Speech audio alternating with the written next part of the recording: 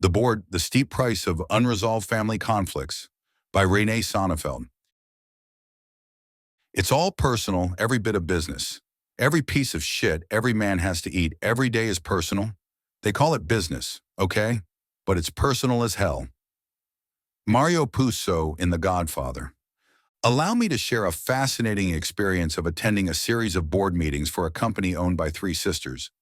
What made this situation interesting was the fact that the sisters participated in these board meetings themselves. Instead, they would send their husbands to represent them, creating a rather unique dynamic. The root of this rather unusual arrangement could be traced back to a web of long-standing unresolved conflicts among the sisters stretching back to their parents' era. As a result, they set up barriers to avoid confrontations in business matters.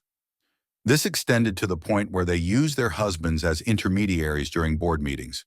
However, instead of representing their interests, these husbands carried the weight of familial tensions, often turning the meetings into discussions more focused on personal issues than business matters.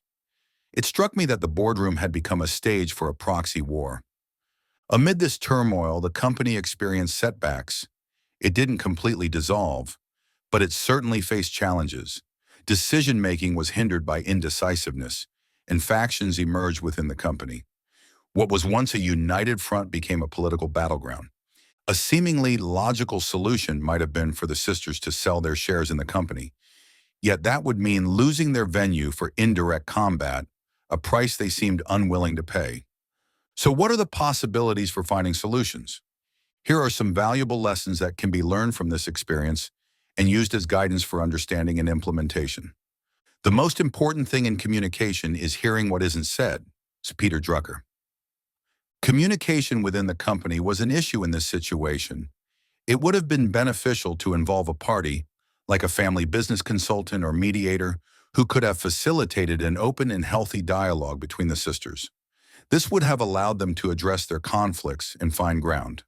It is crucial to remember that unresolved family disputes can significantly impact business matters.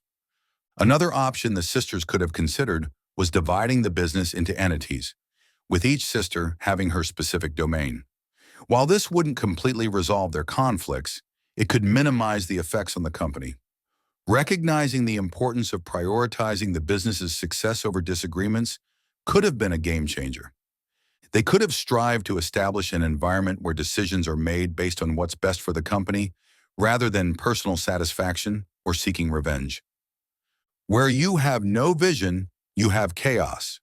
Joel A. Barker. The progress of the company was impeded due to agendas.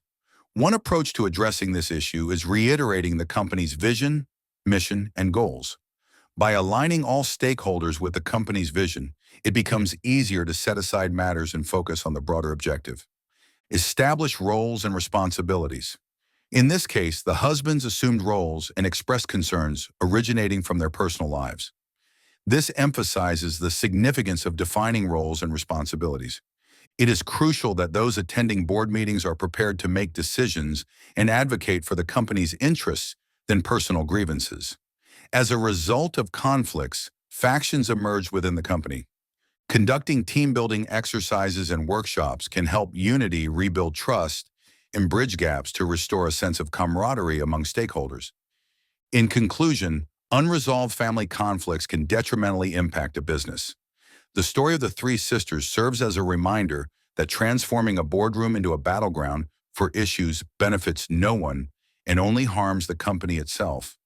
It also underscores the role played by communication, separating business matters from emotional concerns, and maintaining professional conduct in ensuring the well-being and longevity of a family-owned enterprise. By acknowledging and working on these areas that can be improved, the company and all those involved can gain insights from their difficulties, make corrections, and create an environment that is more collaborative, efficient, and conducive to productivity. Thanks for listening. Please visit www.renaissonveld.com for more information or to contact Renee. See you next time.